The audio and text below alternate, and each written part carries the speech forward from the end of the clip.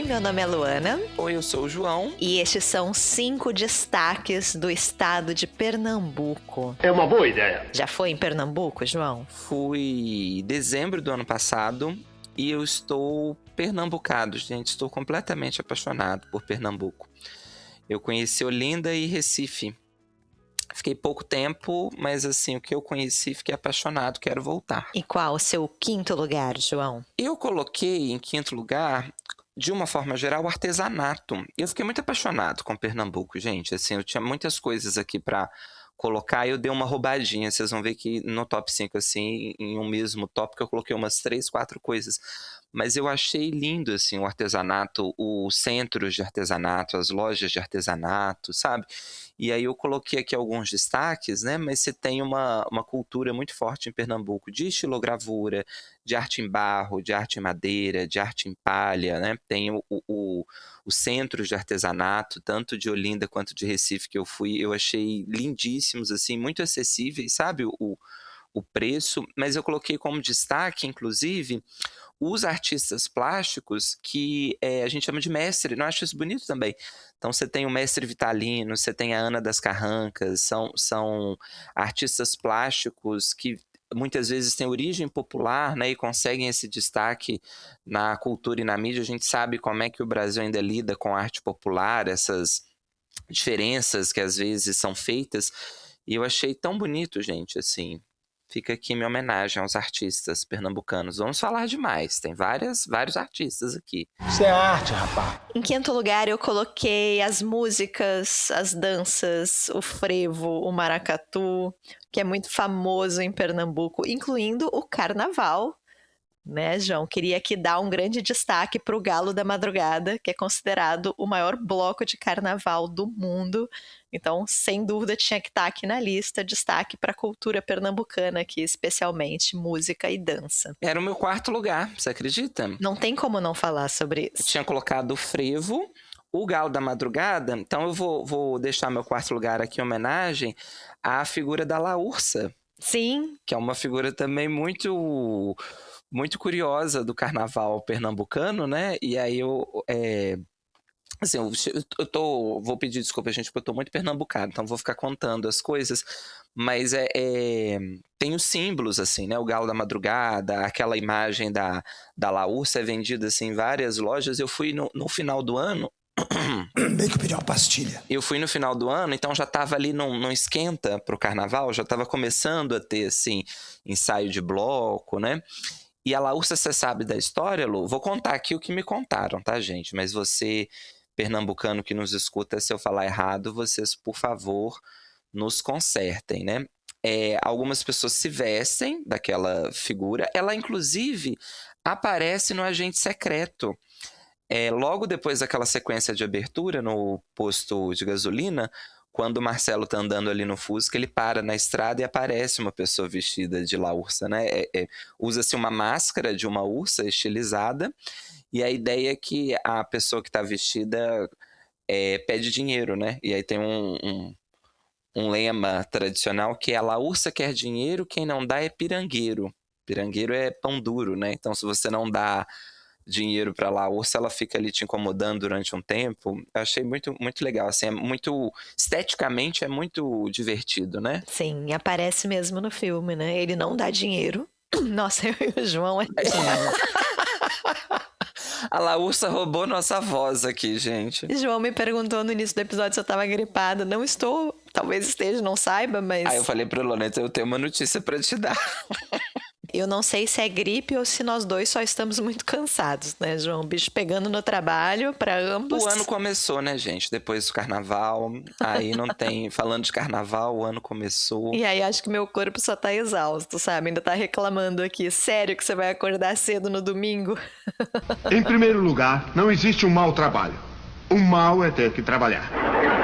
Você acha que funciona a gente chegar nos nossos patrões e falar assim: Laúrsa quer dinheiro, quem não dá é pirangueiro? Retirar isso só do carnaval, começar a usar no ambiente trabalhista como um todo. Trazer isso pro dia a dia, né, João? Acho importante. Então, eu faço pixes. Mas então, o meu 4º lugar, sou eu agora, né? Volta pra mim. Eu coloquei o Luiz Gonzaga. o rei do Baião, que criou o nosso hino Asa Branca, né, pernambucano, e que foi um dos grandes responsáveis por popularizar o forró, o baião no Brasil. Então fica aqui destaque pro Luiz Gonzaga. Meu pai gostava muito de Luiz Gonzaga, então tenho muitas boas lembranças de músicas aqui dele. Maravilhoso. Maravilhoso! Em terceiro lugar, eu coloquei a culinária, né, gente? A gastronomia. Porque, assim, me pega muito. E aí eu vou fazer aqui 2 menções honrosas. A primeira é o bolo de rolo. Assim, um grande beijo em quem inventou este prato.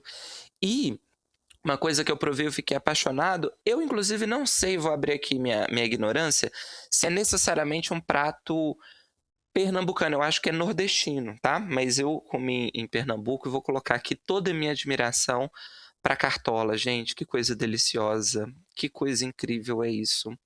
Eu comi também cocada cremosa em Pernambuco. Eu comi muito, gente, em Pernambuco e comi muito bem, tá? Assim, pratos típicos não só de Pernambuco, mas do Nordeste como um todo. Fora, né, o mineiro, quando vai para uma cidade litorânea, frutos do mar, né, como um todo, assim. Eu como aquilo até empanturrar. Um bom mineiro. Incrível, mas a cartola, gente, olha, que queijo, né? Ainda tem isso. Queijo e banana, assim, que combinação divina. João, eu também coloquei o bolo de rolo. Tava no meu terceiro lugar. Olha aqui. Que para quem não conhece, vocês precisam conhecer em primeiro lugar, mas para quem não conhece, é tipo um rocambole, só que é muito melhor porque leva goiabada. E ele é fininho, fininho, a massa, né? Assim, é bem fininha. E é lindo. É lindo, né? Quando você corta em pedaços aqui, serve no prato. Belíssimo. Que doce maravilhoso, gente. Ai, que delícia! Seu segundo lugar, João. Eu coloquei a bandeira de Pernambuco, gente. A gente tá muito combinandinho. Você colocou também? Eu acho a bandeira de Pernambuco a bandeira mais bonita do Brasil. E tem um arco-íris, né? LGBTs. As cores, né? São cores muito fortes, muito coloridas, assim. Até fiz uma pesquisa rápida aqui, mas a bandeira, ela é herdada, né, de um movimento que é a República Pernambucana de 1817. Aí tem uma descrição aqui, mas a bandeira de Pernambuco, para mim, gente, é a mais bonita de todas, assim. Pelas cores, pelos símbolos, né? Você tem um fundo azul simbolizando o céu, um arco-íris, uma estrela, um sol, aí embaixo numa tarja branca, uma cruz vermelha. Eu acho ela lindíssima, assim, das mais bonitas. Na minha opinião, é a mais bonita do Brasil. É a mais bonita. E aí vou criar caso aqui com os meus conterrâneos, porque fala-se muito da bandeira mineira, mas não sei se eu vou entrar nessa seara. Será que eu entro nessa polêmica? Vai, João, precisamos de polêmica. Eu diria assim, eu acho a história da bandeira de Minas muito bonita, porque é a questão da Inconfidência Mineira, o lema, liberdade ainda que tardia, né? Mas um fundo branco com triângulo vermelho, esteticamente, gente, não é a coisa mais bonita que você vai ver se você pegar ali as bandeiras, É né? tipo a bandeira do Japão, só que com pontas, né? É cubista, foi o Picasso que fez pra gente. Ele estilizou a bandeira do Japão. Mas assim, ainda vou defender também. Acho mais criativo do que aquele tanto de bandeira que é só listra. Somos contra. Mas a de Pernambuco, pra mim, é imbatível, gente. É muito bonita mesmo. Eu sou chique, bem! Eu tinha colocado 6 tópicos aqui, porque achei que a gente fosse repetir em algum, então eu ia poder dar uma roubada, darei a roubada agora. Então, já que você falou da bandeira pernambucana, eu vou citar mais um musicista, que é o Chico Science, do Mangue Beach. Luana jovem amava demais Chico Science. Luana velha também, mas foi muito importante ali na minha adolescência. Inclusive, João, queria mencionar aqui que eles têm um disco famoso, que é o Da Lama ao Caos, né, que o Chico Science grava com a Nação Zumbi, e eu soube da Perna Cabeluda neste disco. Ah, eu achei que a Perna Cabeluda ia aparecer aqui. É, já sabia na época. Eu não lembro exatamente como que foi a minha curiosidade, onde que eu achei essa informação, mas é mencionado ali numa música. Então fica aqui toda a minha admiração pelo Chico Science. Eu acho ele incrível, excepcional. Gosto demais, gente. E pernambucano. Ah, que se tirar o chapéu, mas que profissional. E seu primeiro lugar, João? O meu primeiro lugar, gente, eu vou roubar aqui, vou puxar a sardinha, mas é a literatura pernambucana. Gente, que estado bom para nascer autor, viu? Ó, bens a Deus. Sem querer aqui estimular uma competição interna. Minas Gerais, obviamente, né? O primeiro lugar imbatível. Mas eu acho que Pernambuco e Rio Grande do Sul são, assim, pensando em literatura nacional, que celeiros de talentos, Luana, para usar uma expressão aí das mídias. Coloquei alguns nomes aqui, ó, só para vocês entenderem do que a gente está falando. Manuel Bandeira, João Cabral de Melo Neto, Marilene Felinto, Gilberto Freire, Cida Pedrosa, Marcelino Freire, Micheline Verunski, Nelson Rodrigues, porque apesar dele ter feito carreira no Rio de Janeiro, ele nasce em Pernambuco, e Clarice Lispector, né? A gente vou dar até um spoiler aqui, a Clarice seria uma autora que a gente ia falar neste episódio, a gente resolveu fazer este episódio de literatura pernambucana, em homenagem a Pernambuco, e aí a Clarice ia ser um nome que ia aparecer, embora, né, a Clarice tenha nascido na Ucrânia, mas ela passa a infância dela em Pernambuco. E aí ela tem muitos textos, principalmente crônicas, que ela resgata. Tem um, inclusive, lindíssimo, fica aqui a sugestão, um bônus, acho que chama Restos de Carnaval, que ela conta do carnaval, de uma lembrança que ela tem na infância do carnaval em Pernambuco. É muito bonito o texto. E depois ela muda para o Rio de Janeiro, depois ela também viaja muito, né, porque ela vai casar com um diplomata, mas ela passa essa infância em Pernambuco.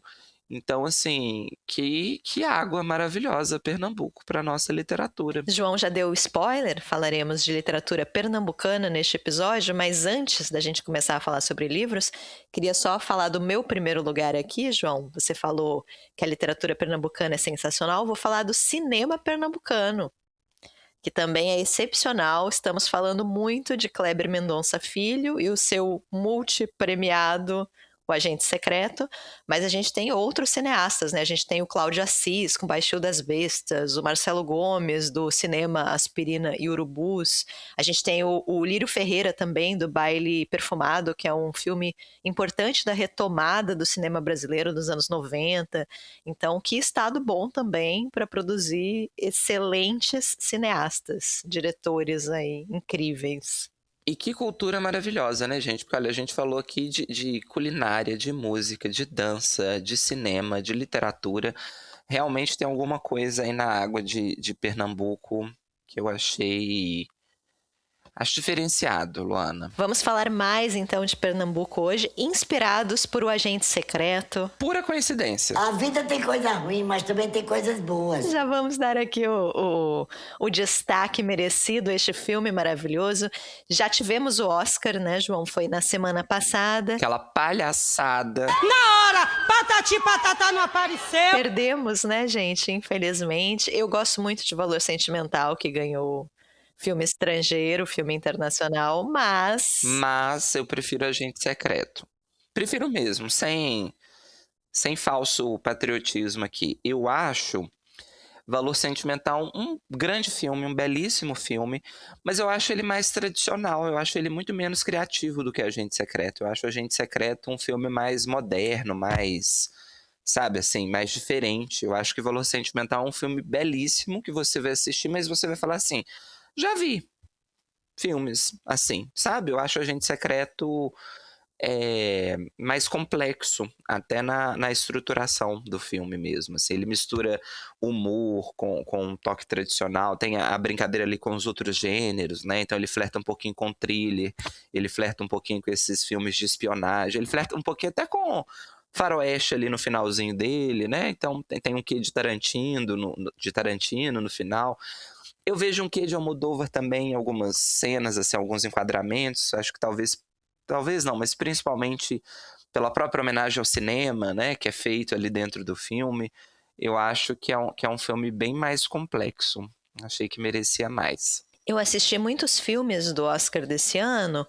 Os filmes da categoria principal talvez não tenham me empolgado tanto, mas foi um grande ano para os filmes internacionais, gente. São 5 filmes que eu gosto muito. O Agente Secreto, sem dúvida, é meu favorito. Concordo com tudo que o João falou. Mas eu acho o Valor Sentimental belíssimo também. É o primeiro Oscar da Noruega. A gente teve o nosso debut ano passado, agora eles tiveram o deles. Aparentemente, a gente tem que ficar feliz também pelos coleguinhas. Mas eu gosto muito dos outros filmes. Foi apenas um acidente, eu acho, excepcional do diretor iraniano, um filme que ele grava escondido, né? Um road movie, um filme com um humor muito inusitado. Gosto bastante. A Voz de Hind Rajab, eu comentei já neste podcast, fala sobre a criança palestina que precisa ser resgatada ali da faixa de Gaza.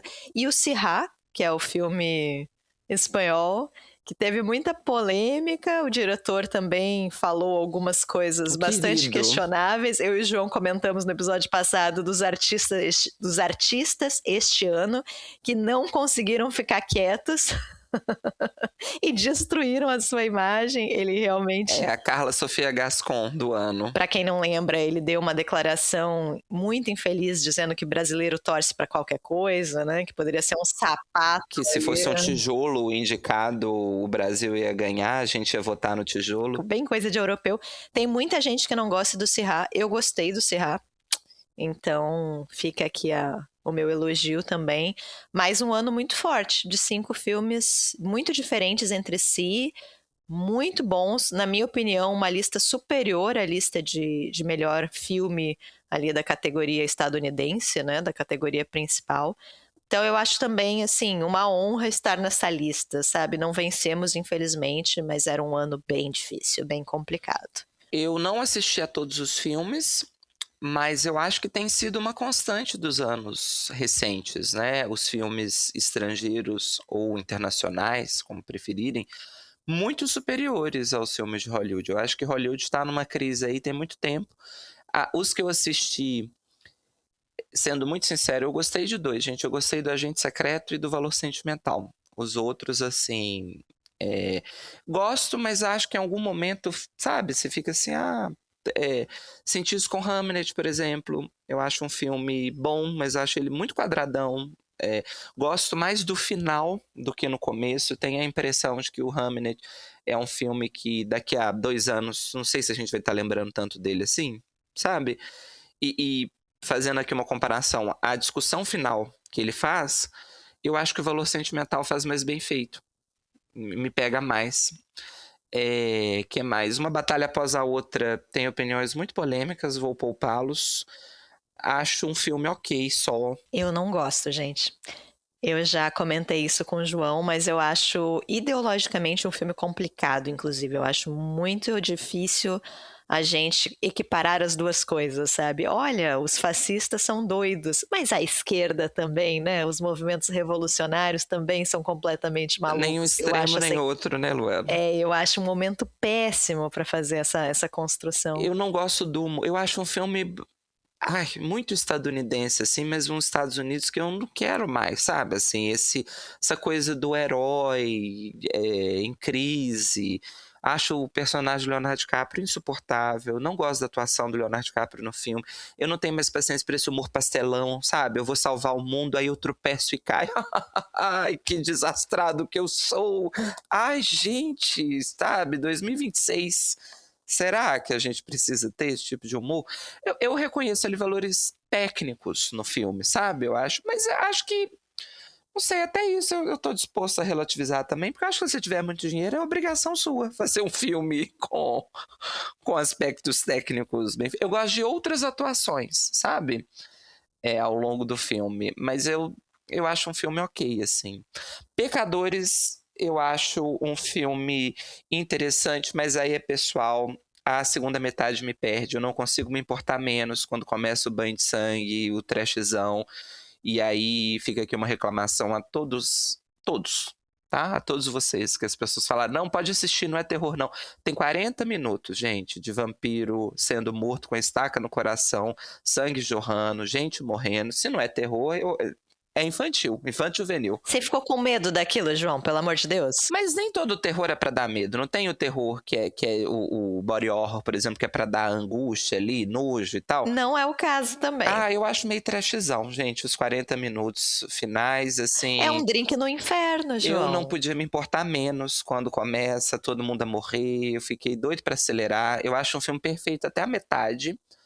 da metade pro final, eu fiquei olhando, falando, o que eu tô fazendo da minha vida, gente? Tanta coisa pra eu resolver, e eu aqui vendo gente, sangue esguichando pra tudo que é lado. Mas acho melhor do que uma batalha após a outra. João está errado nessa. Eu amo Pecadores, gosto demais. Coloquei Pecadores no bolão. Eu sabia que não ia ganhar. Eu sabia que provavelmente ia ser uma batalha chata após a outra. Mas coloquei, tinha ainda alguma esperança. Um diretor negro nunca ganhou, né? Então achei que poderia ser o ano aí deste acontecimento, mas não foi realmente pecado. Mas para mim é o grande fenômeno cultural do ano, assim. E eu acho que o Oscar e as premiações de um modo geral também precisam refletir isso. O filme que mais fez barulho, que mais comoveu as pessoas. Então, acho que Pecadores merecia, inclusive Pecadores foi lançado há 1000 anos atrás e a gente tá falando até hoje, Fora né? do circuito, né? Porque geralmente os filmes de temporada são ali final do ano. Próximos ao Oscar, E né?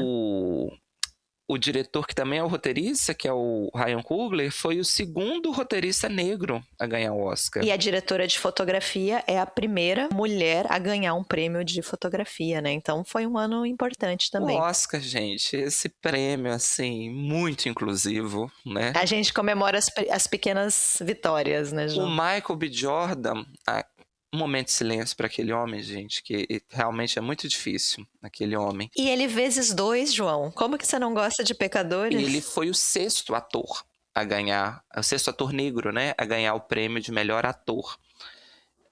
De melhor ator, tá? Porque se você for em ator coadjuvante, aí tem outros também, mas na categoria principal, entre aspas, né, ele é o sexto homem negro a ser premiado. E em atriz a gente tem, sabe quantas, Luana? Quantas? Uma. A Halle Berry?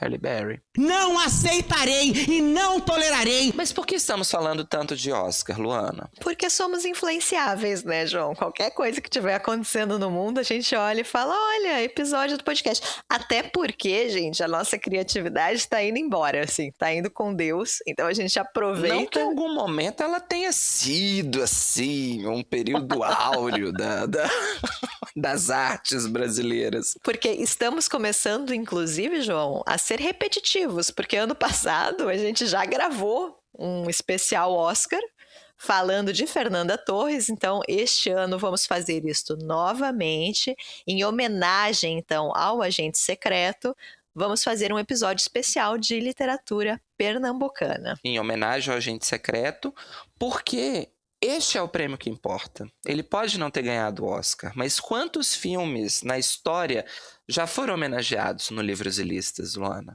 Nossa! Uau! Vou usar a frase famosa do Machado de Assis: essa é a glória que fica, eleva, honra e consola.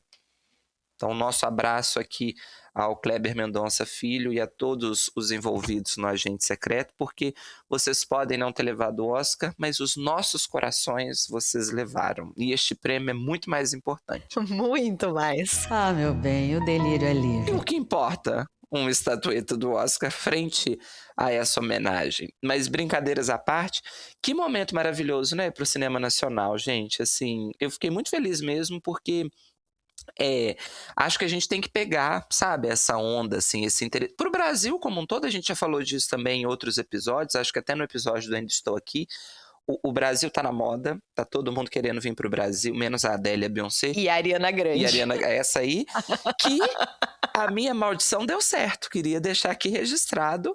Falei, final do ano passado, que ela não seria indicada a nada, não foi, nem indicada. A minha maldição foi mais forte ainda, eu falei que ela não ganharia. Ela sequer foi indicada, Luana. Culpa da sua praga. Culpa da minha praga, eu só consigo perceber isso. Ah, mas o filme é ruim. Mas filmes ruins ganham o prêmio. Como assim? Você quer que o mundo desabe sobre a minha cabeça? Mas o que eu ia comentar é isso, que no Ainda Estou Aqui ficou aquela sensação, aquela discussão de será que não é só mais um caso de exceção? Porque teve o Cidade de Deus, teve o Central do Brasil, que ia passar. E acho que não, né? Emplacassem 2 anos seguidos, com 2 filmes muito bons. Teve ainda outras produções, né, que foram cogitadas. Teve o Último Azul, por exemplo, que ganhou prêmio no Festival de Berlim, com o Rodrigo Santoro. Então, eu acho que momento mágico para o cinema brasileiro. Assim, a gente sempre foi muito bom, mas agora está vindo esse reconhecimento internacional e vivemos num mundo capitalista. É claro que quando você tem esse reconhecimento internacional, isso repercute em valorização nacional também. Tem uma procura maior, o filme está em cartaz até hoje, gente. Aqui em Belo Horizonte, o Agente Secreto está nos cinemas até hoje. E o filme foi lançado em novembro, olha só. Então, assim, e se está em cartaz é porque está tendo público, é porque está tendo procura, né? Então, um filme que já bateu aí 2,5 milhões de espectadores, eu acho muito legal. E um filme nordestino, né? Eu acho isso interessante também, a gente sair desse eixo Rio-São Paulo, que a gente sabe que domina a produção audiovisual e muitas vezes até a literária no Brasil. Então, achei interessante. Fica a nossa homenagem aqui a Pernambuco, mas são 2 sudestinos falando, gente. Se cometermos qualquer infração aqui, por favor, nos corrija. Eu não sou sudestina. Essa vergonha eu não dou para os meus pais. Vai voltar nesse assunto. Queria só deixar aqui para os registros, para os anais deste podcast.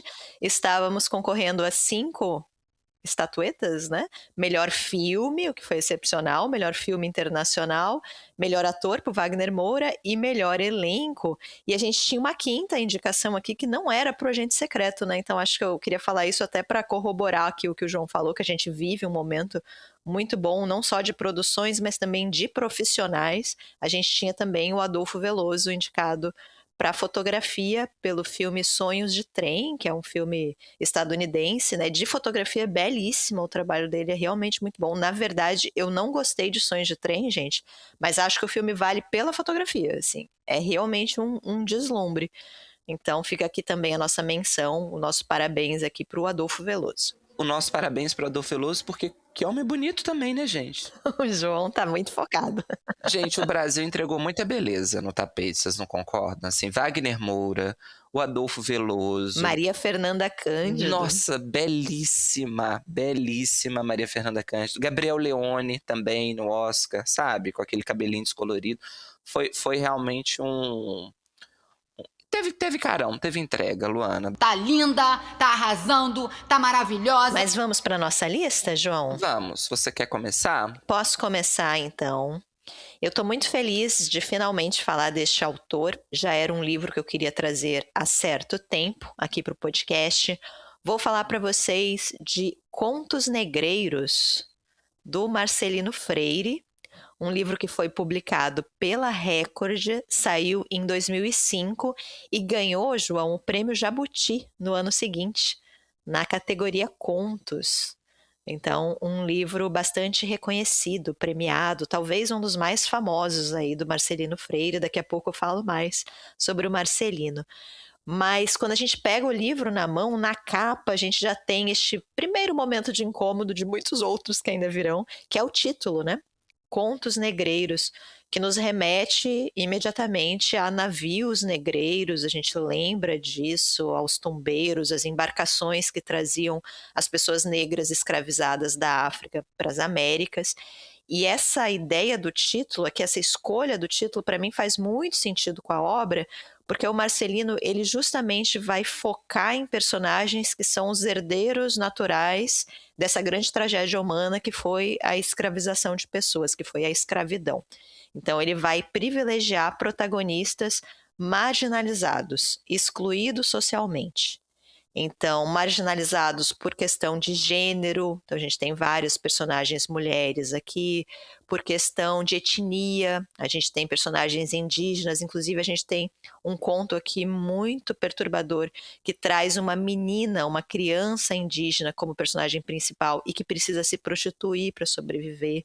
Então, bastante chocante. Personagens que são excluídos por sua orientação sexual, a gente tem principalmente 3 contos aqui que vão focar em homens gays e nas suas relações afetivas, mas principalmente personagens que são excluídos socialmente por conta da sua cor de pele e classe social.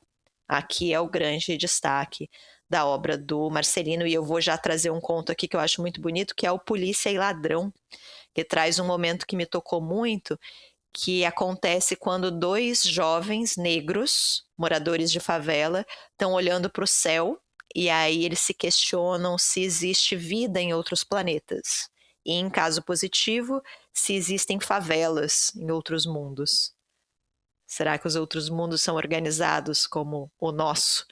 Então, acho um momento bem, bem tocante da obra.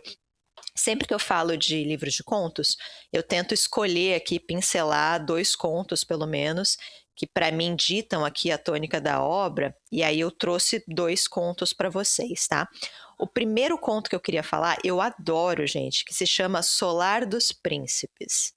E eu acho que esse conto tem um elemento do Marcelino que eu acho que é menos comentado, não é a primeira coisa que chama atenção na literatura do Marcelino, que é o humor. Ele trabalha o humor muito bem. Não são todos os contos que trazem o humor, mas quando ele trabalha o humor, eu acho que ele faz de forma muito bem realizada. Tem um outro conto do livro que acontece durante um assalto. Tem foco num personagem assaltante e ele quer assaltar uma mulher que não percebe que aquilo é um assalto. Isso é muito constrangedor, isso provoca riso, né? E ainda assim tem uma mensagem, né? Essa personagem, ela é tão alienada, ela dá tão pouco atenção e importância para pessoas negras que ela nem escuta o que está acontecendo, ela não percebe o que está acontecendo. Então, acho que ele trabalha o humor muito bem, mas não é esse conto que eu quero falar, disse ela tendo falado do conto, né? Mas eu quero falar do segundo conto, que é o Solar dos Príncipes, que tem uma ideia, gente, que eu acho genial, que é a seguinte: um grupo de jovens negros sai da favela, consegue uma câmera e decide filmar a vida da classe média brasileira. Então, eles vão para um bairro bacana, invadem ali um prédio de poder aquisitivo um pouco maior, e aí tentam filmar essas pessoas. Como vivem essas pessoas, João? E essa ideia parece muito absurda e muito ridícula, mas o contrário já foi normalizado, né? Toda hora tem alguém que invade aí uma favela, uma comunidade com uma câmera na mão e decide mostrar como vivem as pessoas negras deste país. Né? Então, por que não fazer o contrário? Como vive a classe média alta brasileira, João? Como que eles vivem? Quais são os seus sonhos, as suas expectativas? Como é viver com saldo positivo no banco, com uma piscina no jardim, com um computador no quarto? Como que é isso? Né? Então, esses jovens vão tentar produzir este documentário sobre a classe média, sobre esta classe socialmente aceita da sociedade brasileira. Eu acho um conto muito bom. Mas o melhor conto do livro é o Totonha. É o meu favorito e é o conto mais famoso do livro, gente. Muita gente já falou a respeito, merecidamente, porque é um conto muito impressionante. O Totonha fala sobre uma mulher que é analfabeta. Ela já tem uma certa idade, ela não sabe ler e escrever, e mais do que isso, ela se recusa a aprender a ler e escrever. Primeiro porque ela não entende como isso vai trazer algum benefício para ela, o que isso vai mudar na vida dela, mas principalmente porque ela percebe acertadamente que essa proposição da escolarização, ela vem imbuída de um julgamento de valor. O meu saber formal, escolar, acadêmico é superior ao seu saber, que é popular, né, que é o saber da vida, o conhecimento da vida, e você só vai valer alguma coisa minimamente para mim se você se esforçar para conseguir esse saber formal, esse saber escolar. E ela recusa isso. Ela vai falar isso para o leitor, né? As pessoas querem que eu aprenda a escrever o meu nome, mas é muito triste um nome sem gente. Acho essa construção muito bonita. O meu nome é o nome no vocativo, o meu nome acontece quando me chamam, quando eu estou presente, eu sou o meu próprio nome, né? Eu sou uma pessoa e eu tenho valor por mim mesma, eu não preciso aprender a ler e a escrever para ter valor. E aí eu acho que ele encerra o conto de forma muito bonita, eu gosto muito do fechamento desse conto, porque ela vai dizer que para ela aprender a ler e a escrever, ela precisa baixar a cabeça. Imagino para se debruçar, né, sobre os livros, sobre os cadernos, e ela não baixa a cabeça para ninguém. É muito bom, né? Sério, gente, eu acho esse um dos contos mais bem realizados assim, que eu já li. Eu acho um conto excepcional por vários fatores, mas porque ele o tempo todo desloca a nossa expectativa. Então, a Totonha, ela não é uma vítima, ela não se entende como vítima, e eu nunca tinha pensado ou cogitado essa ideia da recusa de ler e escrever como um ato de resistência, porque é isso que é escrito, é dessa forma que é colocado no conto, né? Um ato de resistência. E acho que é muito incômodo para a gente ler isso num livro, percebem a ironia? A gente está lendo sobre uma mulher que não sabe ler e escrever num conto de um livro, um amontoado de coisa escrita, afinal de contas, como já disse o nosso quase finado ex-presidente, né? E aí eu acho que o Marcelino ele tem uma sacada genial, que é, esse conto ele é descrito, ele é escrito em primeira pessoa, e ele coloca a gente, leitor, num papel de interlocução. Então, a gente que está nesse papel da pessoa que está conversando com a Totonha e que está tentando convencê-la a ler e escrever e que naturalmente está julgando essa personagem por não ler livros, por não ter o mesmo conhecimento que nós. É um lugar muito incômodo de se estar. Então, eu acho assim um conto muito, muito bem feito. Acho brilhante mesmo, gente. Merece toda a fama, todo o reconhecimento que tem, assim. Acho muito impressionante como os contos desse livro são muito curtos. Ele é um livro bem rápido de ler. Agora, eu não anotei isso, mas acho que ele tem 15 ou 16 histórias, e são histórias muito curtas. Acho que a literatura do Marcelino é um grande exercício de empatia, que é uma das possibilidades da literatura mesmo, de você se colocar no lugar dos outros. E o Marcelino, gente, é uma figura muito importante na literatura brasileira contemporânea. Não só porque ele é um baita escritor, escreve muito esse homem, mas porque ele tem um papel de mentoria de escritores mais jovens, ele faz leitura crítica, ele oferece oficinas literárias também, então ele influencia muito uma geração de escritores. Eu vou falar, o segundo livro que eu vou citar aqui é de uma pessoa diretamente influenciada pelo Marcelino, e ele tem também um papel de agitador cultural. Então, o Marcelino ele participa de muito evento, de muita mesa, e desde 2006, se eu não me engano, ele organiza a Balada Literária, que é um evento de literatura que acontece em várias cidades. Começou em São Paulo, mas hoje em dia já acontece em Teresina, em Salvador, no Recife, né? Ele é pernambucano, acontece no Recife também, em outras cidades, que é uma proposta de evento literário que coloca em destaque autores pertencentes a minorias. Então, vai dar destaque ali para autores negros, para autores indígenas, para autoras mulheres, que são autorias nem sempre privilegiadas pelos grandes eventos de literatura. Por exemplo, a Flip. Essa preocupação, né, de trazer uma autoria mais diversa, ela é muito recente na Flip.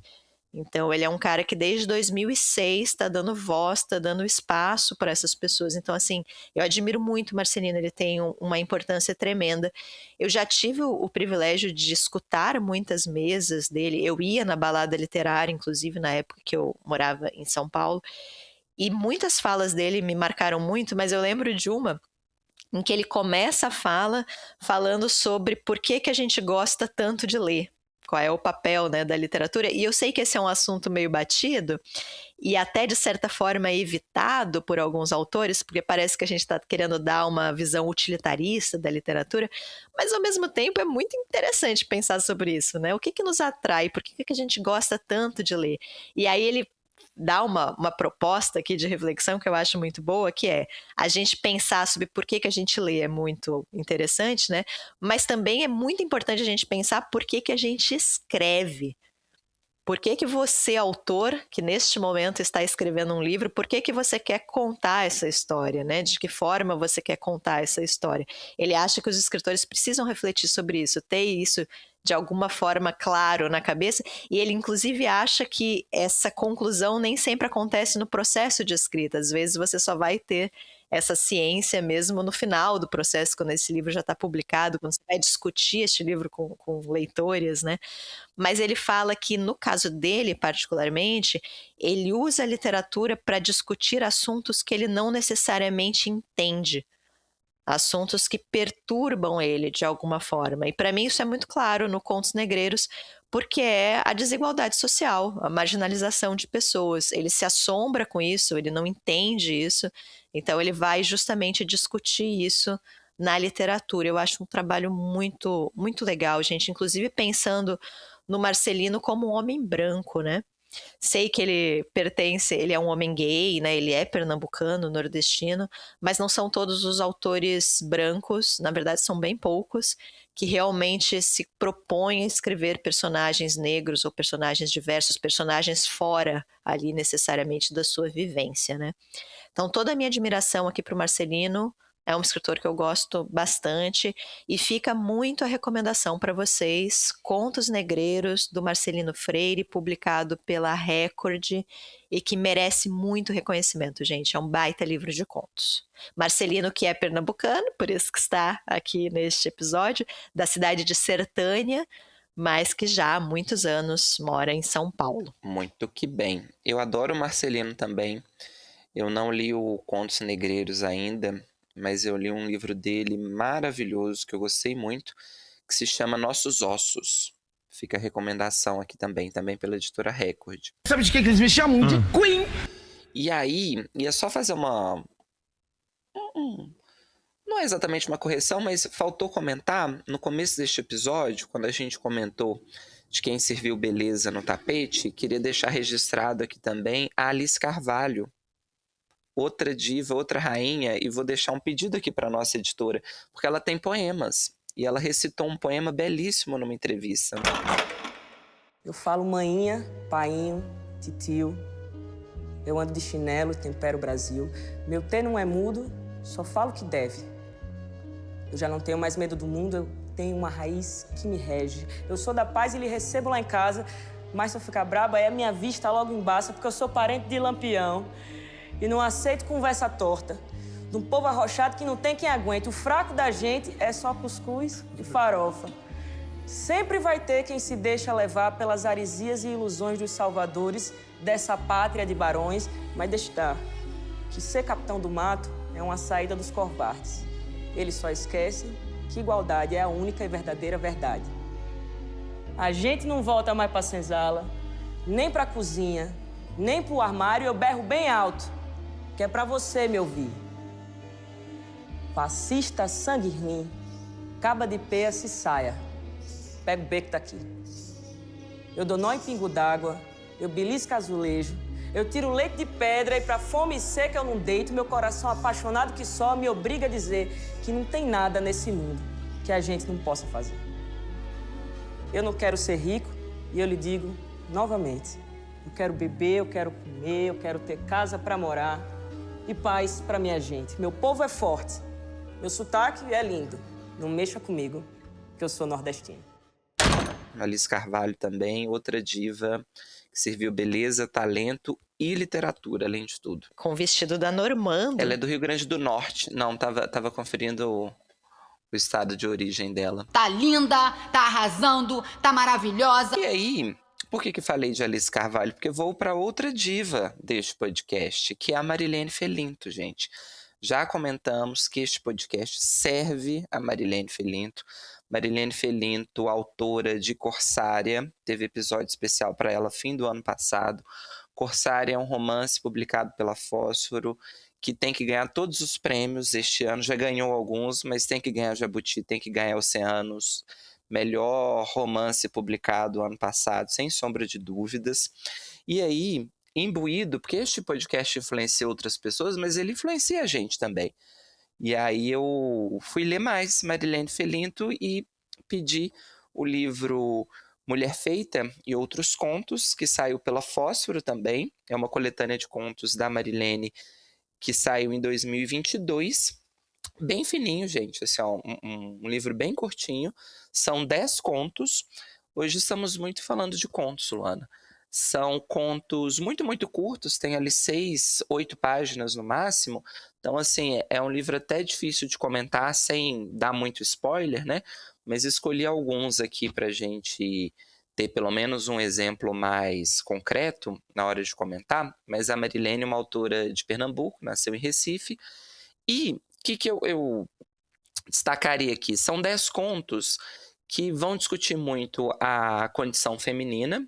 Em 8 dos contos, a protagonista é uma mulher, em 2 são homens, mas eu até achei no começo que ela ia seguir uma ordem cronológica, porque a gente começa o primeiro conto, é uma narradora que é criança, depois no segundo conto é uma adolescente, no terceiro conto é uma jovem adulta, mas aí no meio do livro ela quebra essa construção. Achei que a gente teria ali quase aquele efeito de poderia ser a mesma personagem em todos os contos, mas aí do meio para o final o livro dá uma quebrada nisso. Mas são contos que vão trabalhar bastante com a questão da memória. Em vários deles você tem um narrador mais velho relembrando episódios da infância, ou a narrativa começa com um narrador que é criança, mas vem uma voz adulta e corta essa reflexão. Então você percebe que esse narrador está mais velho, relembrando aquele acontecimento, né? E separei 4 contos aqui para comentar rapidamente que tem um espelhamento. Os 2 primeiros que eu vou comentar se chamam Formiga Moderna e o outro Canja. E são 2 contos que têm como ponto de partida aspectos culinários, lembranças culinárias, né? E que é um movimento até do próprio livro como um todo. Como são contos muito curtos, você tem aqui uma mesma imagem, é como se cada conto você tivesse uma imagem, e essa imagem ela é retrabalhada de várias formas, bem poeticamente aqui na construção dos textos. Nesse Formiga Moderna, a gente tem 2 mulheres, uma muito jovem e uma mais velha. Elas estão num lugar ali, não é especificado, mas parece que é um lugar de passagem, como se fosse assim, a sala de espera de um lugar de trânsito, uma rodoviária, um restaurante, algo do tipo. E a mais nova pergunta para a mais velha se ela já comeu tanajura, se ela ainda come tanajura. Daí o título Formiga Moderna, né? A gente tem isso no Brasil, acho que é mais típico do interior, obviamente, né? Mas das pessoas recolherem as tanajuras, a formiga, para depois fazer uma espécie de farofa e comer, né, a bundinha da tanajura, que é um tipo de formiga. E aí a mais velha assusta e fica essa pergunta gera nela uma série de lembranças, e ela começa a lembrar justamente desse movimento de sair nas ruas com as peneiras depois de chuva forte para catar as tanajuras. E aí ela vai ser remetida à infância, lembrando desse ritual mesmo ali de recolher as tanajuras, né? De como que isso era um aspecto cultural da cidade, que ela encontrava os vizinhos, os familiares, todo mundo correndo para encher os sacos e mais sacos das formigas. E tem um quê também, obviamente, no conto aqui de desigualdade social, né? Essa mulher mais velha lembrando que ela tinha que fazer isso porque isso era uma oportunidade de alimentação, de diversificar a alimentação dela. Ela criança, né, recolhendo essas formigas junto com os familiares, essa ideia de armazenar comida, de que você teria ali uma iguaria que não era tão comum e você conseguiria, pelo menos durante alguns dias, se alimentar de uma outra fonte alimentar. Então tem um tom melancólico nessa lembrança. E aí, depois que a gente sai desse tom melancólico, tem uma certa construção de humor, porque aí essa mulher mais velha vai perguntar para a mais nova: nossa, eu nem sabia que isso ainda acontecia, você também recolhe, você também cata? E a mais nova fala para ela assim: não, eu compro congelada.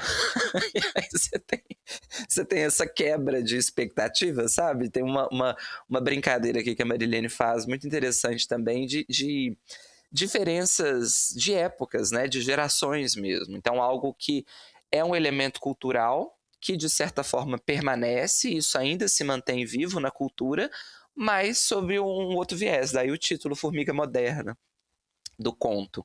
E mais para frente, um dos últimos contos, que se chama Canja, você vai ter um recurso parecido. É uma narradora mais velha, lembrando de também um ritual, né? A gente, quando fala de culinária, a culinária tem muito disso, de ser realmente um ritual, a preparação do alimento, a forma de você realizar essa receita, mas é ela lembrando da mãe dela fazendo canja de galinha. E aí o que eu achei muito curioso no conto é porque você vai ter essa narradora relembrando a mãe e a tia matando a galinha, aquele processo que muitas vezes, eu ia falar quase sempre, mas essa é uma generalização, mas que muitas vezes é evocado na literatura e até no cinema como uma imagem de violência, e de fato né? Você matar um animal, principalmente a galinha ali, você tem que degolar a galinha, depois você depena a galinha.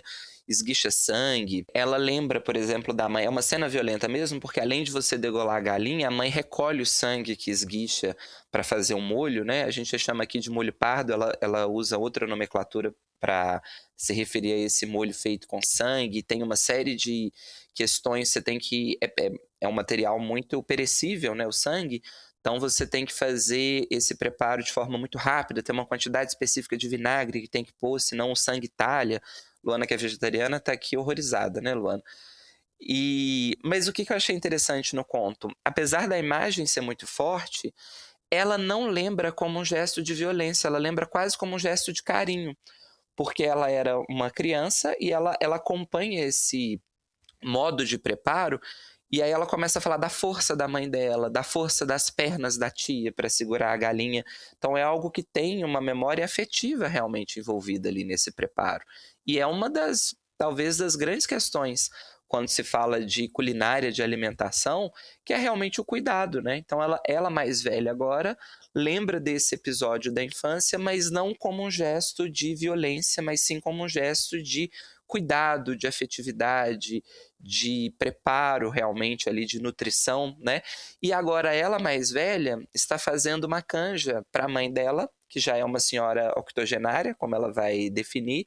E aí, durante esse preparo, ela lembra também desse ciclo, né? De ela agora cozinhando para a mãe uma canja de galinha, lembrando de quando ela era pequena e a mãe e a tia faziam o prato para ela que era pequena. Então eu acho muito bonito, porque de novo você tem essa construção da memória, do ciclo, de diferenças geracionais. Ela está fazendo um outro prato de galinha, que é a canja, e aí ela fala que ela tem que picar os legumes muito pequenos, porque a mãe dela já está com dificuldade de engolir, e esse cuidado que se reverte, né? A mãe cuidou da filha e agora a filha está cuidando da mãe.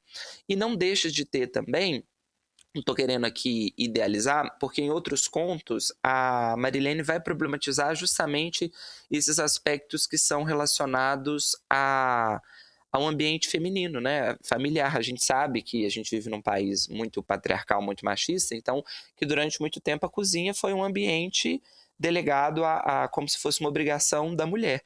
Mas aqui eu acho que ela faz isso de uma outra forma, ela faz realmente pelo viés do carinho. Embora no mesmo livro você tenha um conto que a mãe é costureira e a filha tem muita raiva disso. A filha diz que ela não vai ser costureira.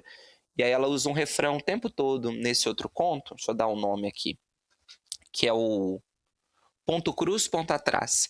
E a filha diz que ela não vai ser costureira porque ela acha um absurdo que só as mulheres costurem, que os homens não façam isso. E aí ela tem um gesto, essa outra personagem, essa outra narradora, um gesto de rebeldia, de dizer que ela não vai manter essa tradição. Então eu gosto como a Marilene vai, ao longo dos contos, misturando, assim, alguns elementos permanecem, outros elementos são motivo de ruptura, né? Nessas memórias afetivas que partem de um aspecto pessoal aqui nas narradoras e depois se expandem para um aspecto mais coletivo. E tô falando personagens e narradoras, gente, porque na maioria dos contos você não vai ter o nome dessas narradoras ou dessas personagens, tá? Por isso que eu tô usando uma nomenclatura aqui mais ampla para fazer referência a elas. E os outros dois contos que eu queria comentar, que também vão ter um espelhamento, são contos que se passam no ambiente escolar. É o conto que abre, que se chama Hipertexto a Lápis, também é uma mesma imagem inicial, e aí a Marilene vai retrabalhando isso ao longo do conto. A gente tem uma narradora personagem que faz aula de desenho numa escola. Ela não fica claro aqui exatamente o que acontece, mas ela tem uma série de questões de relacionamento nessa sala, né? Hoje a gente diria que é bullying, mas aqui é uma situação de exclusão, até pela questão de desigualdade social. Ela vem de uma família mais vulnerável economicamente, então ela se sente oprimida nesse ambiente e ela está com muito medo porque a professora de desenho, que é uma personagem maravilhosa, muito bem construída, ela diz para os alunos que não existe nenhuma pessoa feia no mundo, Luana. E aí ela passa olhando o rosto de todos os alunos e elogiando, falando, olha os olhos de fulano, como que os olhos dele são bonitos. Aí ela passa no de trás e fala, veja esse cabelo, essa textura. Aí no outro, olha o desenho do queixo, isso aqui é beleza. Então ela faz com todos os alunos esse ponto de elogio. Ela sempre elogia algum traço de um dos alunos. Mas a gente acompanha o sofrimento, a ansiedade dessa narradora, porque a narradora se acha muito feia. E ela se acha feia porque o pai dela diz para ela que ela é muito feia, que a irmã dela é que é bonita. E aí ela vai ficando muito angustiada porque ela vai sofrendo com a ideia de que quando a professora chegar na carteira dela, a professora não vai ver nada de bonito no rosto dela. A professora não vai ter o que dizer. E aí a gente vai acompanhando essa angústia ali dessa aluna até que a professora chega na carteira. Não vou dizer o que acontece quando a professora chega na carteira dela, mas é um conto muito bonito, assim, muito forte. E mais para o final, nós vamos ter um conto que tem um ponto de espelhamento aqui, que é o Escarlatina, que também é uma narradora, personagem criança / jovem adolescente na escola.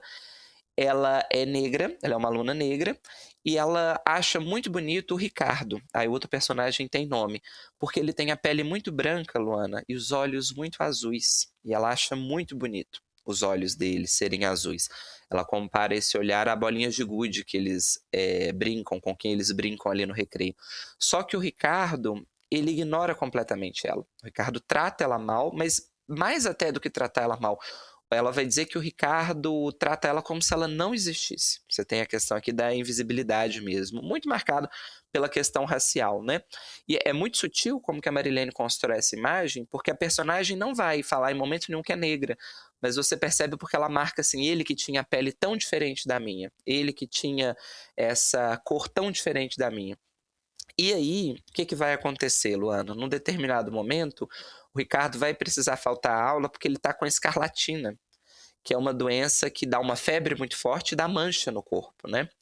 E aí ela vai inicialmente ficar muito preocupada porque como que essa doença vai afetar a pele do Ricardo, que ela acha tão bonita? Será que ele vai ficar manchado pro resto da vida? E aí tem uma cena final maravilhosa, porque você acompanha aqui ela meio que elaborando essa ideia, né? Ela inicialmente admira muito o Ricardo, acha ele muito bonito, até por essa questão racial, né? E no final, ela vê o Ricardo andando na rua com a mãe dele, e o Ricardo, de fato, está com várias manchas vermelhas pelo corpo, que a escarlatina gerou, né, um dos sintomas da doença. E aí, nesse eu vou dar um spoilerzinho, só porque eu acho que é interessante para a discussão. Quando ela vê ele com o corpo todo manchado, sabe o que ela pensa? Ela fala assim, bem feito.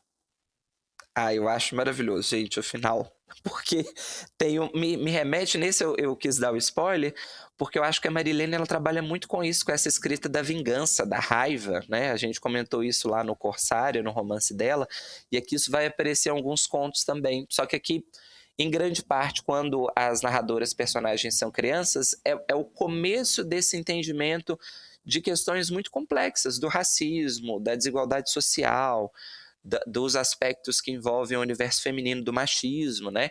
E você vai percebendo essas narradoras inicialmente reproduzindo até alguns desses ideais, por exemplo, ela achar a pele do Ricardo mais bonita porque a dele é branca, né? E depois ela entendendo que não, que isso não é necessariamente algo que tem que ser considerado bonito ou feio, né? E principalmente, aí mais importante de tudo, ele não é superior a ela só porque ele tem a pele branca, né? Então eu acho que é muito bem feito esse movimento de amadurecimento das personagens que ela faz. Agora, o que eu ia comentar mesmo, que eu acho que é o grande trunfo da Marilene, é a escrita dela, gente. Que mulher para escrever bem, assim.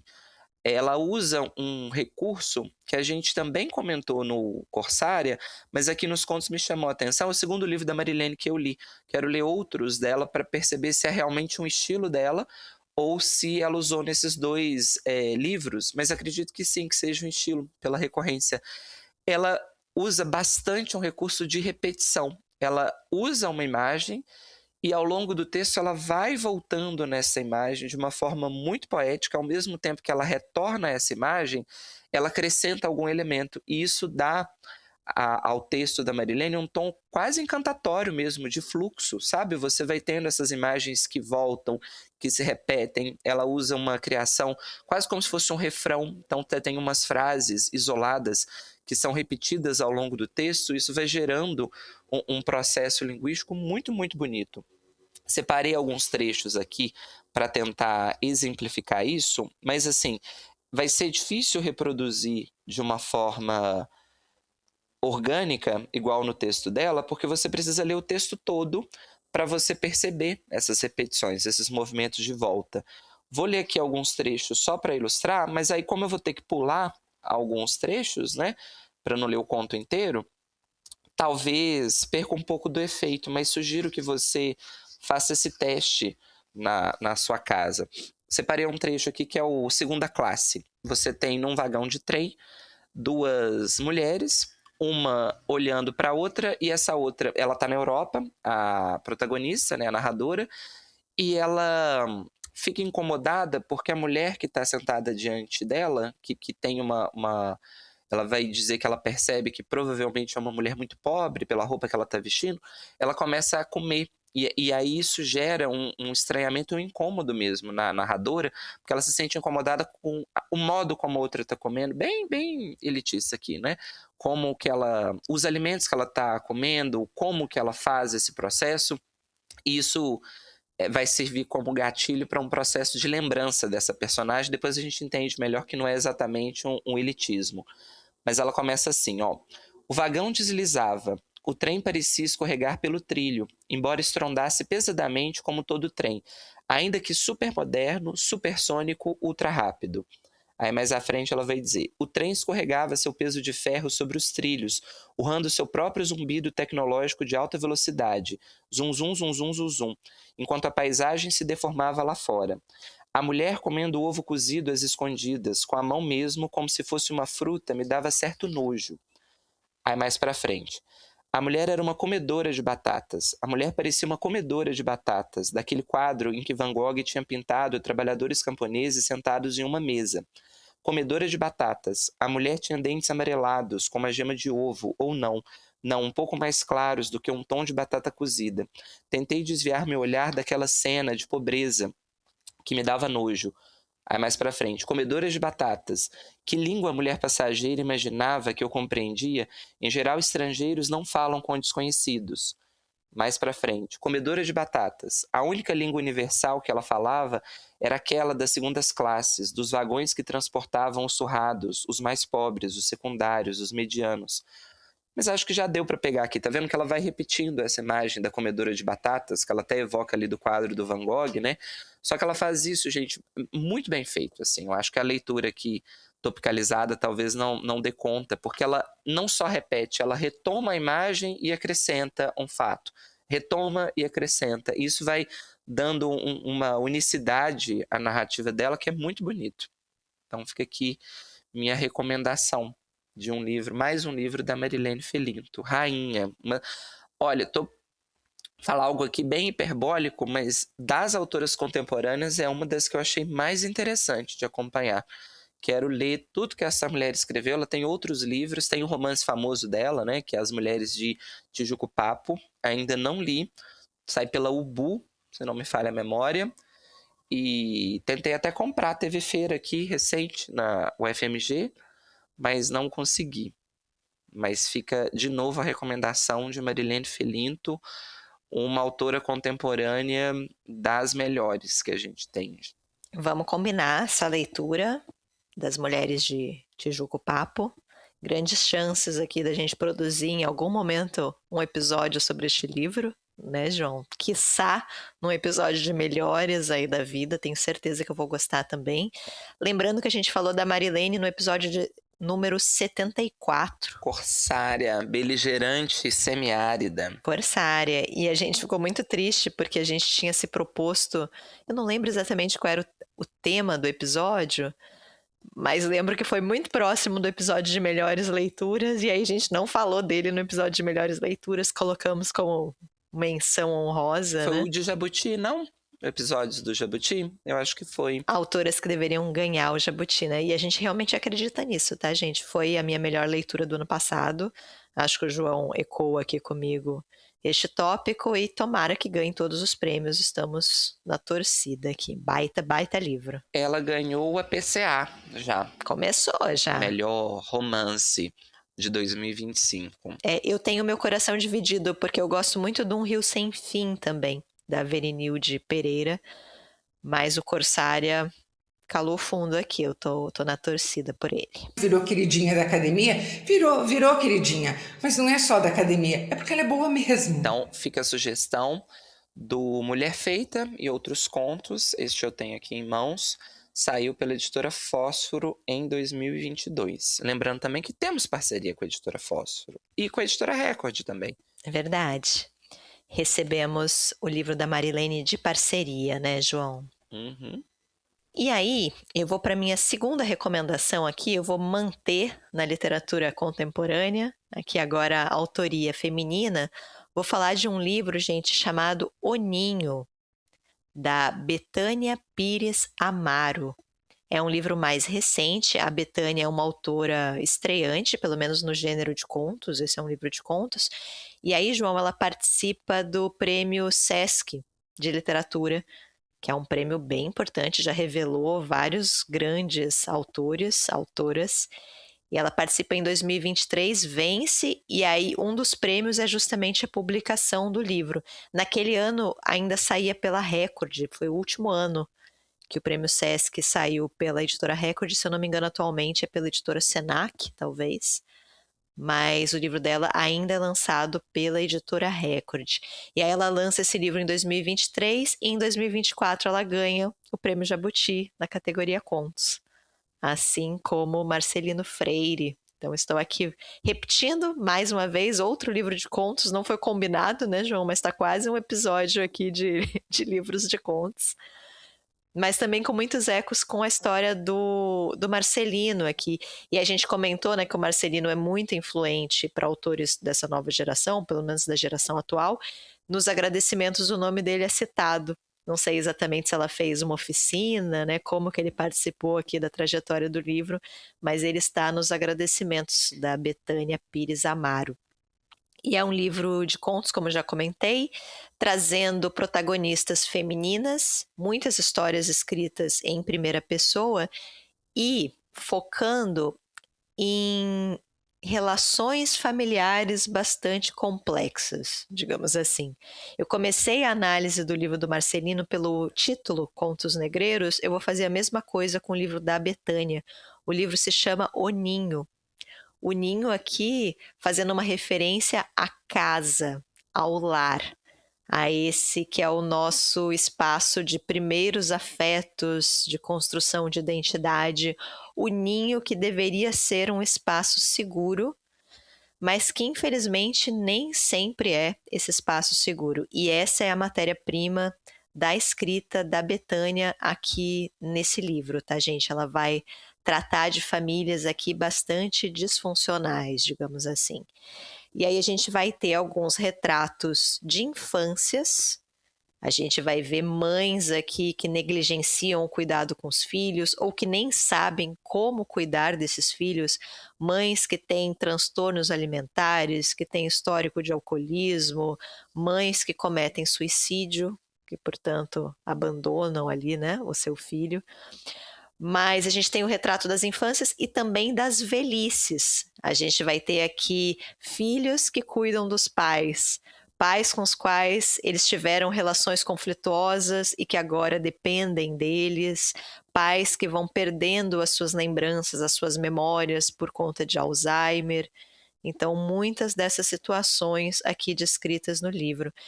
Eu vou manter aqui o meu formato, né, de escolher 2 contos para trazer para vocês, que eu acho que exemplificam aqui a atmosfera do livro. Eu tive muita dificuldade. Um conto eu tinha certeza qual que eu ia trazer, porque é o meu conto favorito, vou falar dele depois, mas o segundo eu fiquei muito em dúvida, porque tem muitos contos bons. Eu fiquei bem impressionada com esse livro, gente, muito perturbador, mas muitos contos bons. E aí eu escolhi um que tem um nome dificílimo, que é o Iktsuarpok. é o título desse livro, que pelo menos a Betânia conta isso no livro, né? É uma palavra inuit que significa uma ansiedade de você estar sempre esperando por alguém. Então esse é o título do conto. E aí a gente tem neste conto um casal de irmãos, um menino e uma menina, o menino mais velho, a menina ainda menor de idade, né, criança, que eles têm uma relação muito abusiva com o pai, eles sofrem bastante dentro dessa casa, desse ninho, né, e aí eles fogem de casa. E entender como que eles fugiram, como que aconteceu essa fuga, é um dos plots da história, então não vou dar muitas informações aqui, mas eles fogem de casa e aí eles vão ter uma vida melhor do que a que eles tinham, porque a vida que eles tinham era muito difícil, então apesar deles estarem sozinhos no mundo, terem muitas dificuldades, inclusive financeiras, ainda assim é uma vida melhor do que a que eles tinham até então, né? E aí o triste do conto é que eles, sem querer, passam a reproduzir alguns dos comportamentos que eles vivenciavam em casa. Então, alguns desses comportamentos abusivos. E aí o conto tem uma frase que me perturbou muito, que eu achei muito impactante, que é: a casa sempre chama a gente de volta.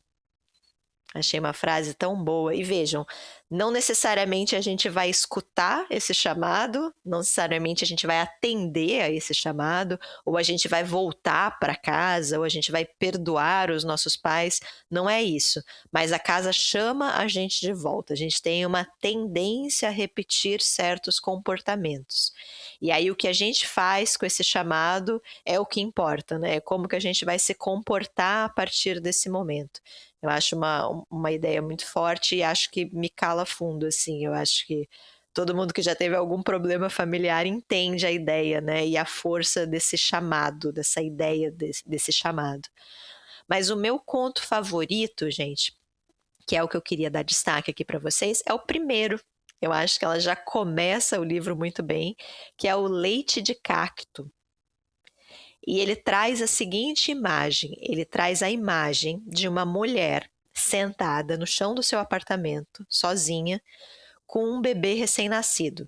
Ou não recém-nascido, mas nascido há poucos dias, há poucas semanas, né? Um bebê ali muito novinho.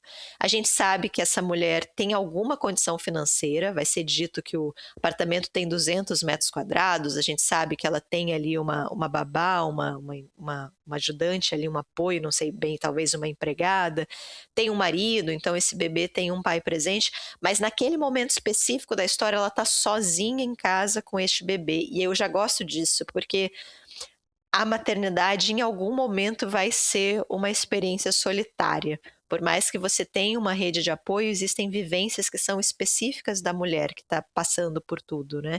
Então eu gosto também dessa ideia. E aí ela está nesse chão desse apartamento e esse bebê não para de chorar. E ele está chorando há muito tempo, há muitas horas, há muitos dias, e essa mãe não consegue fazer o filho ou a filha parar de chorar.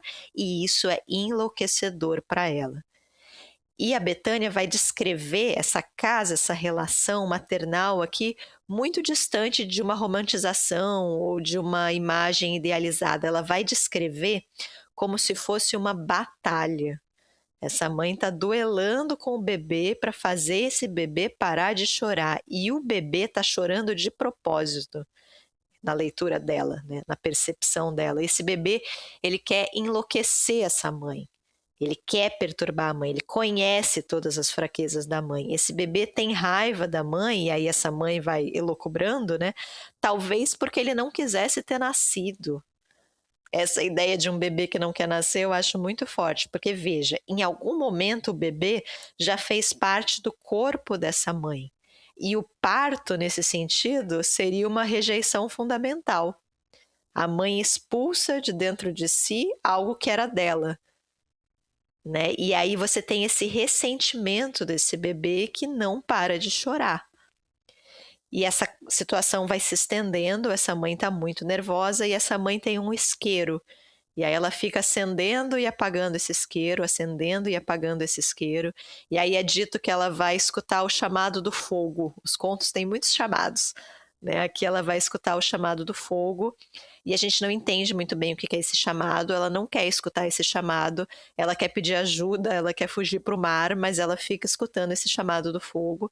E aí a gente vai entender o que é esse chamado do fogo e é destruidor, gente. Assim, o que acontece eu também não vou contar porque eu acho que vai destruir aqui o desgraçamento mental que esse conto provoca no seu leitor, então vou deixar isso para vocês, mas é perturbador, gente. E eu gosto do conto até no título, Leite de Cacto, eu acho muito bom.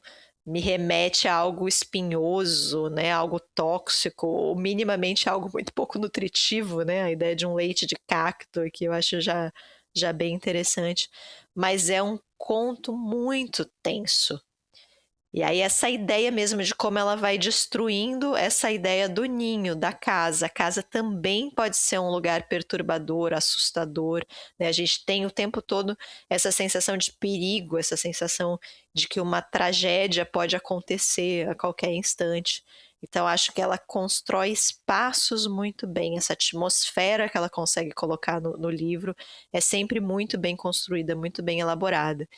E fiquei muito impactada com o livro, assim. Tem outros contos que eu gosto muito do último, inclusive, não vou me estender muito sobre ele, mas tem uma ideia de uma menininha, uma criança que vai construindo castelos de areia e esses castelos são destruídos. Acho um conto muito melancólico.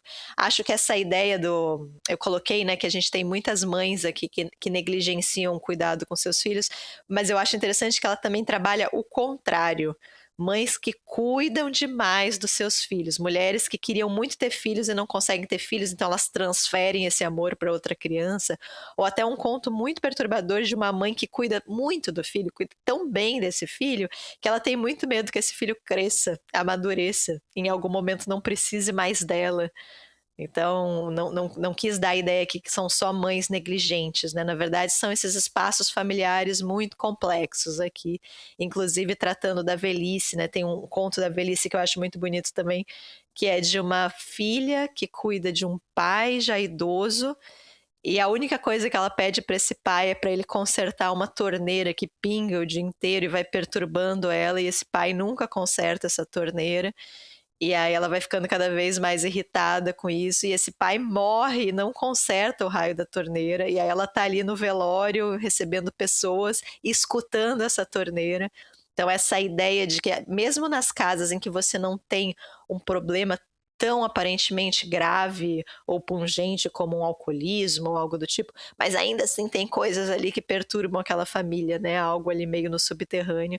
E aí, claro que em algum momento esse cano vai estourar, e aí essa água vai jorrar por todo o apartamento, porque a gente está fazendo aqui, de fato, um paralelo com emoções, né? Com sentimentos.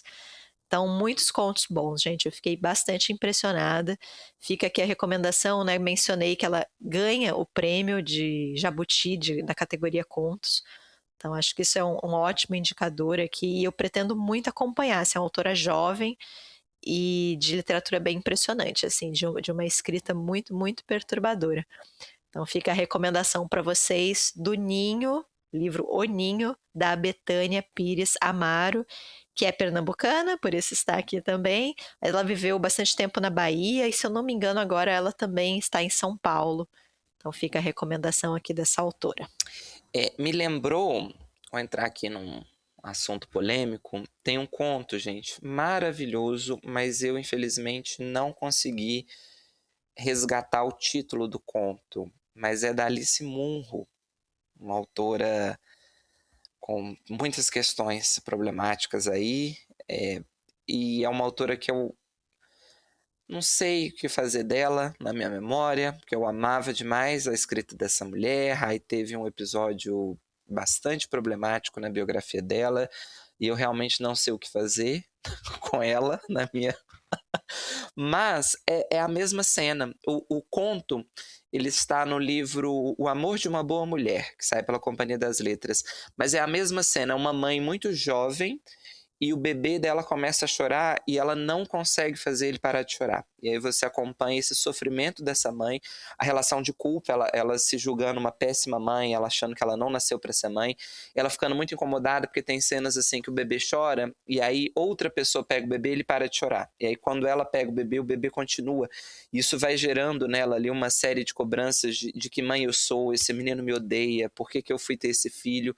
Eu acho um retrato da maternidade muito cru, assim, que a Alice Munn faz nesse livro, de questões que às vezes a gente nem... Eu, principalmente, que sou um homem, né, obviamente, mas que a gente nem pensa que passa pela cabeça, sabe? Ela entra numas discussões do tipo, e se meu filho me odiar? Como é que eu vou fazer? Não só a questão da incompetência, que ela vai começar a se cobrar, que tipo de mãe eu sou que eu não consigo fazer um bebê parar de chorar. Imagina quando esse menino começar a precisar de mim para outras coisas, como é que eu vou ajudar ele se eu não estou dando conta de fazer o básico aqui, que é esse acolhimento? Mas de esbarrar em projeções assim do futuro de, será que meu filho me odeia? Se ele é um bebê, como é que vai ser a nossa relação se enquanto criança ele já claramente tem preferência por outras pessoas? E o julgamento, obviamente, né? Que as pessoas olham para mim pensando, que tipo de mãe é você que você não consegue fazer o seu bebê parar de chorar? Como é que você vai fazer isso? Nossa, eu acho um conto assim, um retrato de maternidade muito, muito cru mesmo, sabe? Assim, pesado. Ela vai para umas questões. Tem um final também belíssimo, não vou contar aqui, mas, ai, como escreve bem a Alice Munn, gente. E ela, ai, é um negócio. Ela te engana, ela vai para um lugar e você vai acreditando que a narrativa está seguindo um rumo e no final ela dá uma virada, você fala, meu Deus, deem todos os prêmios para essa mulher. Não deem mais, até porque está morta. Morreu. Desculpa. Leiam a Betânia, eu acho que tem vários paralelos com a Alice Munn. Bem menos problemática. Mas talvez menos cancelada. Mas essa ideia da maternidade como um espaço assustador, eu acho bem interessante de ser trabalhada na literatura. Isso que você falou de, e se meu filho não gostar de mim, mas o outro medo, né? E se eu não gostar do meu filho? Porque todo mundo fala que eu vou pegar esse bebê, vou olhar e vou sentir o amor da vida. E eu não tô sentindo esse amor da vida, porque eu tô exausta e ele é recém-nascido e eu não conheço essa pessoa que tá na minha frente. O que eu faço a partir desse sentimento, né? E os sentimentos menos nobres, né? Porque você começa a ter raiva daquele bebê que não cala a boca, que te incomoda e você não tá dormindo e você tá cansada e tudo tem que ser você, porque a mãe vai ficar sobrecarregada. E tem uma hora que você fala, gente, eu não tô sentindo amor, tô sentindo ódio dessa criatura. Como é que eu vou lidar com isso? Acho que questões complexas. E a relação com os filhos, eu li um livro recentemente que também aborda esse assunto de alguma maneira. Eu vou citar ele em breve aqui neste podcast. Espero que é Os Abismos, ou é o Abismo, agora estou em dúvida deste plural, da Pilar Quintana, em que ela também fala sobre uma relação de maternidade complexa. E vejam, a mãe aqui, em nenhum dos casos, nem na obra da Betânia, nem da própria Pilar, não existe um julgamento moral, sabe? Ela não é uma mãe ruim porque ela quer, porque ela tem algo de maligno dentro de si.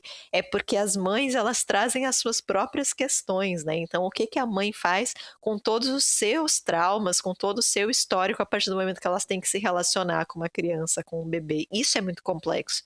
E eu acho que é muito bem trabalhado nos dois livros, né?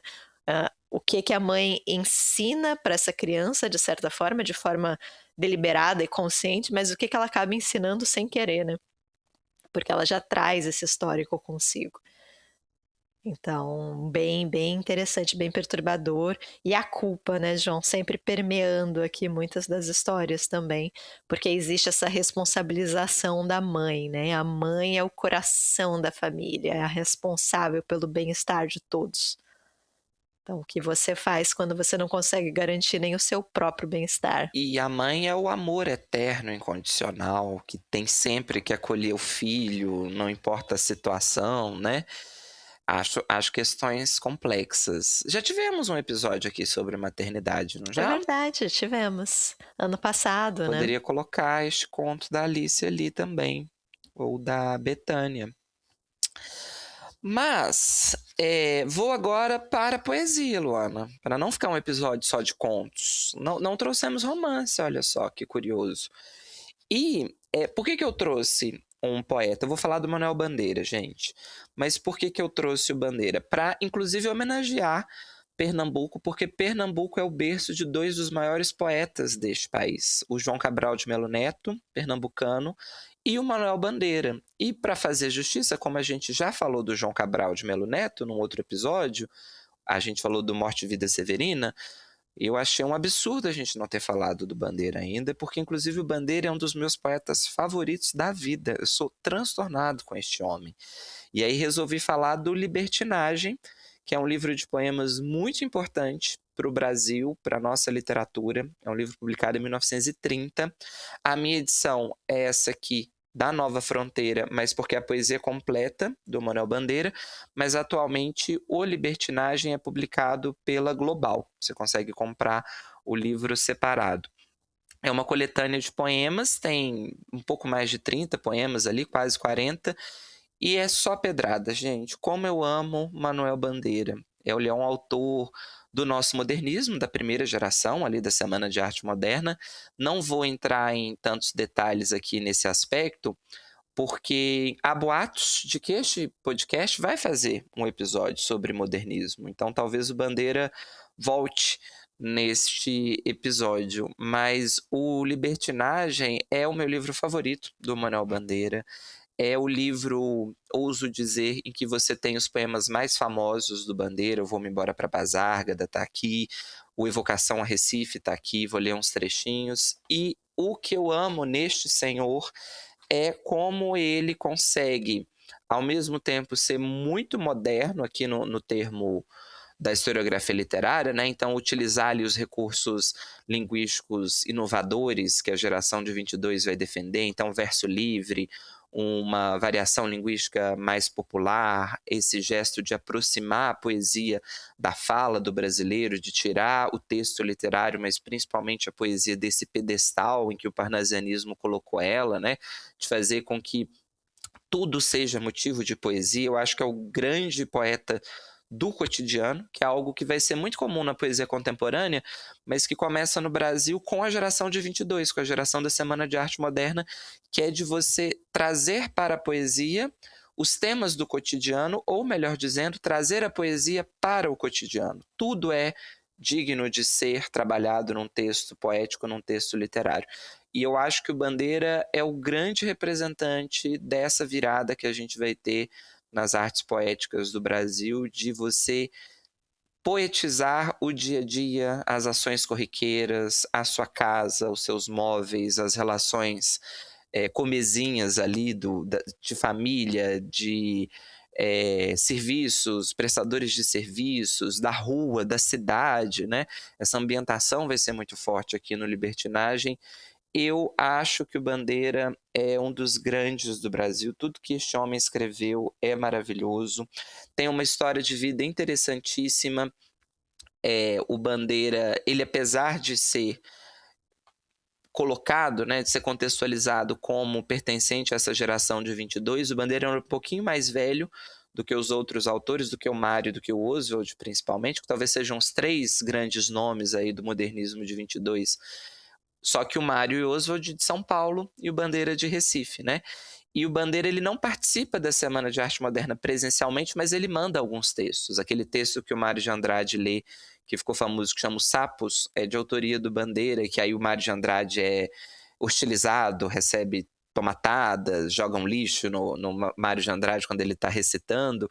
O Bandeira escreve alguns textos e manda. Mas o Bandeira já era um poeta relativamente produtivo, ele tinha outros livros já quando a Semana de Arte Moderna acontece, e é uma relação interessante porque ela se retroalimenta. Ao mesmo tempo que na poesia do Bandeira você já tinha alguns elementos que o modernismo iria popularizar, iria defender, o próprio Bandeira, a partir da Semana de 22, ele vai também dar uma atualizada na poesia dele. Porque se você pega os primeiros livros do Manuel Bandeira, publicados antes de 22, você ainda tem ali muita herança do parnasianismo, muita forma fixa, muito soneto, aquelas construções mais clássicas e tradicionais de poesia. E a partir do modernismo, ele vai dar uma arejada na própria poesia dele. Mas o que eu acho muito interessante nos textos do Bandeira é como ele consegue utilizar elementos da biografia nessa produção literária, principalmente da infância dele em Recife, e tem uma questão importante, um dado biográfico importante, porque o Bandeira foi diagnosticado com tuberculose na infância, né? O Bandeira nasce no século XIX, apesar da semana de 22, né? Ele aconteceu, obviamente, no século XX, então ele já tinha uma certa idade. E aí, várias poesias do Bandeira vão ter como discussões aspectos pulmonares, Luana. Principalmente essa memória muito melancólica, porque, lembrando, né, igual eu comentei, Bandeira nasce no século XIX. Ele é diagnosticado com tuberculose na infância. Tuberculose não tinha cura naquela época. A penicilina vai ser uma descoberta ali, acho que da década de 1920 também. A gente comentou um pouquinho disso no Montanha Mágica, né? Então, você receber esse diagnóstico de tuberculose era praticamente um atestado de morte breve ali, né? Se nada fosse feito. Você tinha aqueles tratamentos paliativos que era, por exemplo, morar num lugar muito alto ou montanhoso, porque o ar da montanha era mais puro do que o ar da cidade. Tem outras questões envolvidas aí também nessa indicação, né? Você sair das grandes cidades e ir para lugares mais afastados, porque o ar do campo é mais puro. E aí ele vai ter a vida dele marcada por esses processos paliativos de tratamento mesmo da tuberculose. E aí isso volta na poesia dele num tom muito melancólico. Ele, paradoxalmente, vai viver anos, vai viver, acho que, quer ver? Deixa eu pegar aqui. Acho que ele morre com mais de 80 anos. Então, assim, ele vai ter uma vida longa, né? Falei paradoxalmente, mas às vezes não, né? Às vezes o tratamento médico deu certo. Quem diria, né? Que a ciência ia dar certo. Mas ele vai evocar várias vezes essa imagem na poesia, sobretudo pelo aspecto de limitação que ele teve. Então, ele foi uma criança que ele não podia brincar com as outras, ele não podia praticar esportes, e isso, obviamente, marcou muito a vida dele. O fato de ele perceber que todas as crianças estavam fazendo algo e ele não podia fazer por conta de uma questão de saúde, né? Uma limitação ali do condicionamento físico dele. E aí, eu acho muito bonito como ele mescla muito bem melancolia e humor nos poemas. Ele faz uma mistura que eu acho muito interessante. Não é uma competição, tem uma amiga, Marina, maravilhosa, que ela sempre fala isso quando a gente começa a falar de autores. Não é uma corrida, você não precisa achar que um tem que ganhar, os outros não, mas eu acho importante dar uma alfinetada aqui no Sudeste, porque o Sudeste se acha aí o centro das atenções, e aí, na minha humilde opinião, eu acho que o Bandeira põe os dois Andrade no bolso com muita facilidade, assim, não tem para ninguém no modernismo. Para mim, o nome de 22 é o Manuel Bandeira. E aí separei alguns poemas para a gente conversar, Luana. Luana aqui, sempre ansiosa pelo momento sarau, pela leitura dos poemas, mas eu achei que o Libertinagem casaria bem também com o episódio, porque é um livro de poemas em que ele vai usar muitas imagens do carnaval. O próprio Libertinagem do título, né? Mas ele começa com um poema, não vou ler ele todo, mas vou ler só um trechinho que se chama Não Sei Dançar. E olha que começo maravilhoso, Luana. Uns tomam éter, outros cocaína. Eu já tomei tristeza, hoje tomo alegria. E aí ele começa o poema. Mas já tem aqui bem a mescla de melancolia com humor que eu comentei. E aí, deixa eu adiantar aqui outros textos. Tem o Pneumotórax, que você que passou pelo ensino médio já fez uma questão sobre este poema. E sim, vou reler ele aqui com vocês, porque eu acho que este poema tem um dos versos mais bonitos da nossa literatura. Tristíssimo. Pneumotórax. Febre, hemoptise, dispneia e suores noturnos. Aí vem o verso. A vida inteira que podia ter sido e que não foi. Gente, isso é muito bonito. Isso vale para tantas situações. Um verso muito famoso, né, João? Nossa, eu acho esse verso um dos mais bonitos. Assim, triste, né? Quem nunca pensou isso?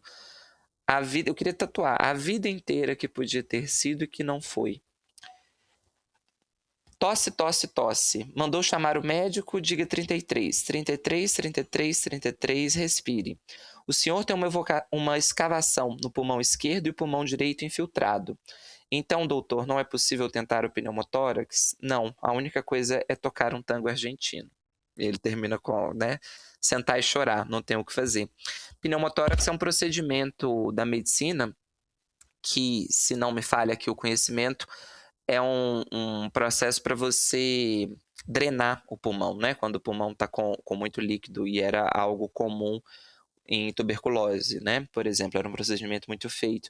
Então, tem aqui essa... Eu acho que tem tudo do Bandeira. Esse poema é famoso não gratuitamente, né? Ele tem todos os elementos.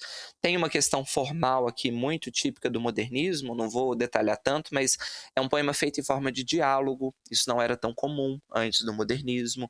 É um poema que usa termos da medicina, que eram considerados termos menos nobres, né? Sintoma de doença, você não vai fazer poesia sobre isso.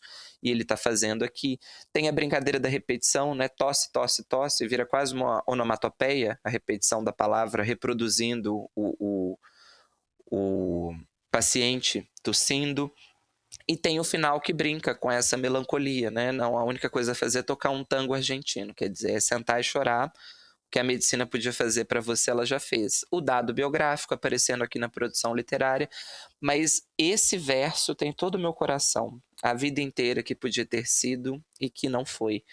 Quantas vezes a gente já pensou isso a respeito, inclusive da nossa própria vida, hein? Quantas possibilidades, né? Aquela pergunta bem filosófica de quem eu seria se eu não fosse eu, né? Se eu tivesse tomado outras decisões na minha vida. Onde é que eu estaria hoje? Cena famosa do Hamlet também, né? Sabemos quem somos, mas não quem podemos ser.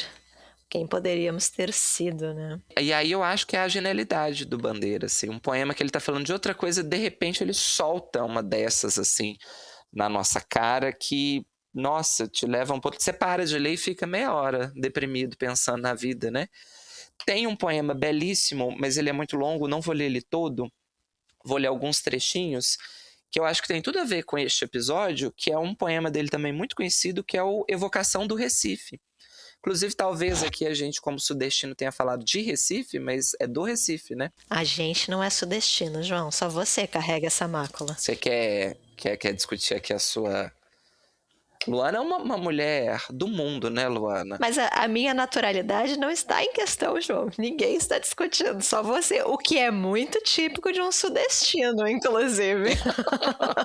Não, mas é porque na minha cabeça a Luana é cosmopolita. Essa questão de terra natal não te pega mais, entendeu? Porque a Luana é baiana, para quem não sabe, ela nasceu na Bahia, morou muitos anos em São Paulo e atualmente mora em Florianópolis, Santa Catarina. Que também não é sudeste. Ia fazer um comentário, mas vou poupar. Abafa. E neste poema, vamos voltar para Recife, que é a melhor coisa que a gente faz.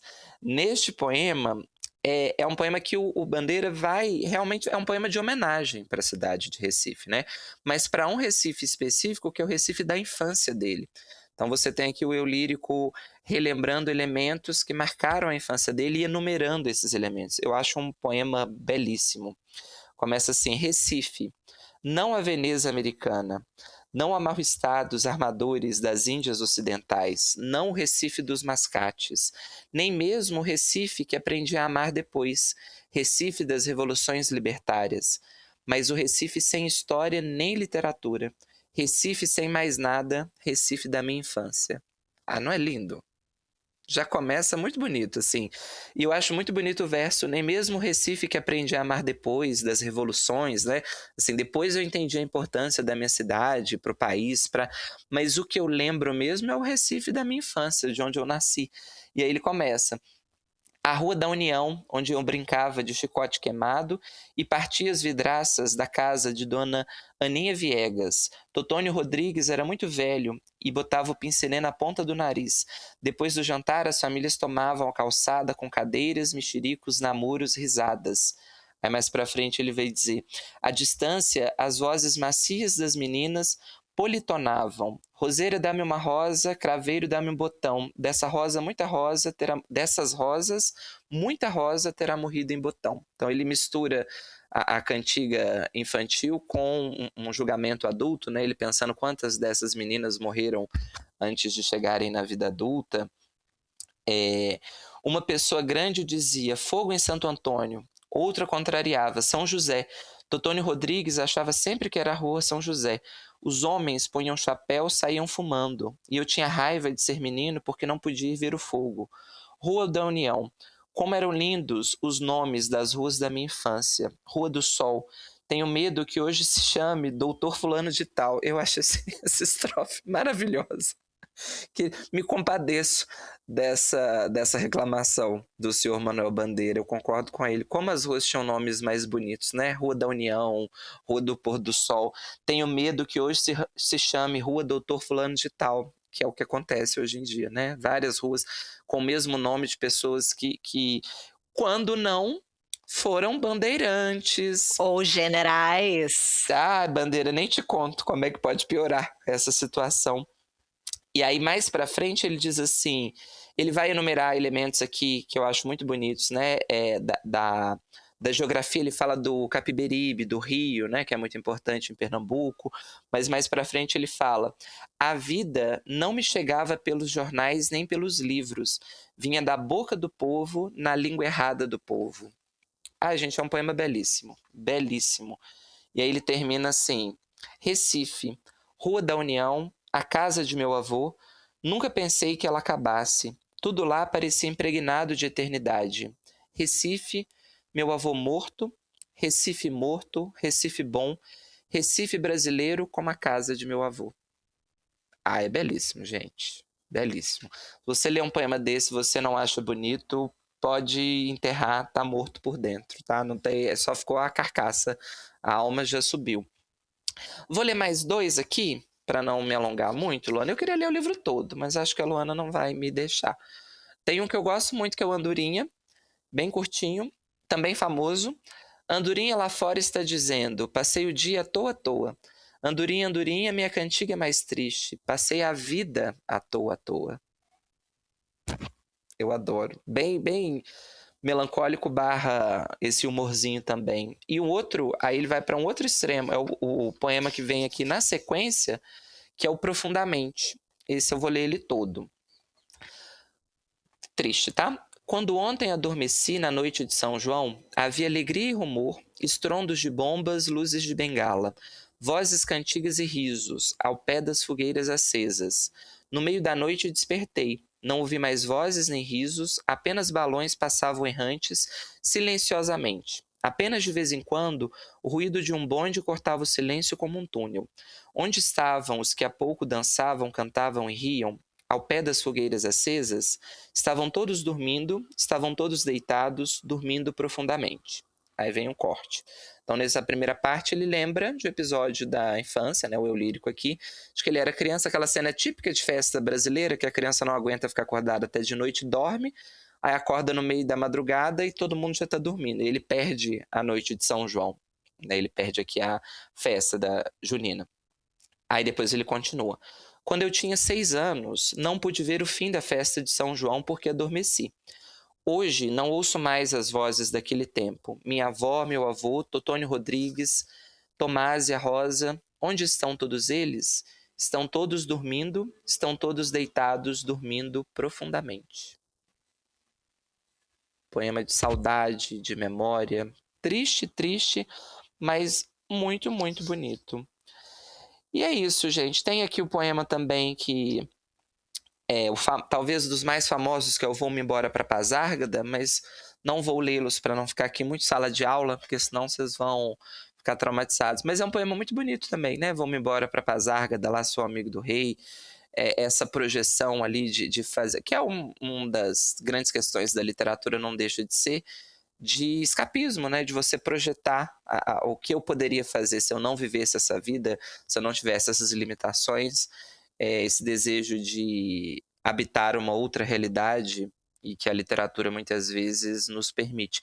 Mas eu acho um livro muito bonito, assim, literatura com L maiúsculo, tem tudo que a gente fala de literatura condensado aqui, reunido, essa questão da memória, essa questão da infância, valorização de elementos locais, poemas amorosos, poemas de declaração amorosa, mas de memória afetiva, da família, da casa, dos ambientes que ele valoriza, do estado que ele em que ele nasceu e que ele valoriza, e ao mesmo tempo essas outras dimensões da literatura, literatura como memória, literatura como identidade, literatura como projeção da realidade ou como representação da realidade. Acho muito bonito como ele mistura assim, vários sentidos da literatura, várias funções, potências da literatura num mesmo livro. Belíssimo. Fica aqui a sugestão do Manuel Bandeira, mas especificamente do Libertinagem, que é um livraço de poesia. E o Bandeira, um autor muito generoso com o leitor. A gente sempre fala isso, né? Tem autores que eu acho que funcionam muito bem para quem não tem costume de ler poesia. O Bandeira é, assim, uma porta de entrada maravilhosa. Ele tem um texto muito sofisticado, mas acho muito acessível. Acho que é tranquilo você ler o Bandeira, mesmo se você não tem costume, nunca ler um livro de poesia, tem interesse em começar. Manuel Bandeira vai ser um bom guia. Diferentemente do colega dele, o João Cabral, que eu já acho que vai dar um nozinho na cabeça. Aí. São autores maravilhosos, muito diferentes, mas acho que o Cabral como porta de entrada talvez não funcione tanto. Mas também é algo muito pessoal, né? Às vezes a experiência é muito individual, mas acho o Bandeira mais tranquilo, para quem não tem costume de ler poesia. O Cabral é mais complicadinho. Lembrando que o Manuel Bandeira e o João Cabral de Melo Neto eram primos. Minha gente, tô chocado! Que família, hein, gente? Pois é. E o irmão do João Cabral também é escritor, é um historiador famosíssimo, né? O Evaldo de Cabral de Melo Neto. Evaldo Cabral de Melo Neto, na verdade. O João Cabral é um pouquinho mais novo. O Cabral nasceu em 1920, o Bandeira nasceu em 1886. Sim. Mas dá, né? 30 anos de diferença, dá para ser primo. É verdade, sim. Gente, e que, olha, um estado que tem João Cabral de Melo Neto e Manuel Bandeira para chamar de seu, acho que é um estado que a gente tem que respeitar, sabe? Porque o João Cabral e o Bandeira, realmente, assim, dois gigantes da nossa literatura. Ai, como eu amo Bandeira, gente. Leia o Manuel Bandeira. Já falamos muito do Cabral. Eu amo Cabral também. Cabral, tem polêmica na literatura, Luana. Cabral que rivaliza com Drummond. Tem as torcidas de quem é o maior poeta brasileiro, se é o Cabral ou se é o Drummond. As duas erradas, porque a maior poeta brasileira é Cecília Meirelles, mas tudo bem.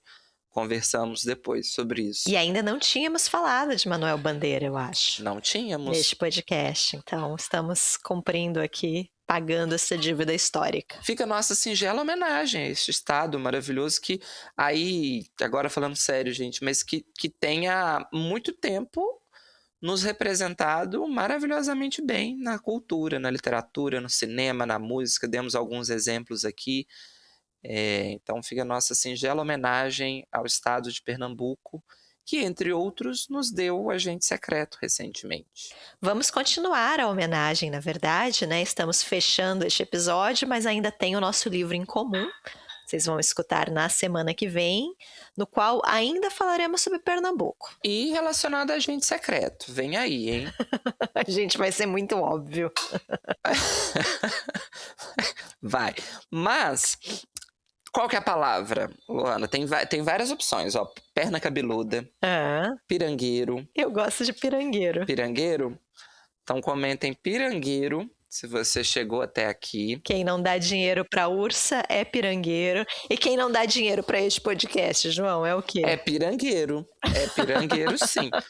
Gente, quem puder ajudar aqui, apoiar o nosso trabalho, temos um Apoia-se, né, João? Inclusive, temos uma recompensa que é um clube de leitura. Já vou divulgar aqui no dia 12 de abril, a gente vai ter o próximo encontro, vamos falar de A Cor Púrpura. No nosso Instagram tá 5 de abril, tá, gente? Mas a gente reparou que é o domingo de Páscoa, então a gente resolveu adiar uma semana. Vai ser no dia 12 de abril. Como os cristãos. Cristãos que somos, exatamente. Então, se vocês quiserem participar, o clube é uma das nossas recompensas, mas o principal aqui é realmente apoiar o projeto, o podcast e permitir que este projeto permaneça vivo, né, João? Então, se puderem, apoia.se/livros e listas pode. O link está sempre na descrição do episódio ou no nossa bio do Instagram. E nesse primeiro semestre do nosso clube tem tudo a ver com este episódio, porque o tema é literatura e cinema.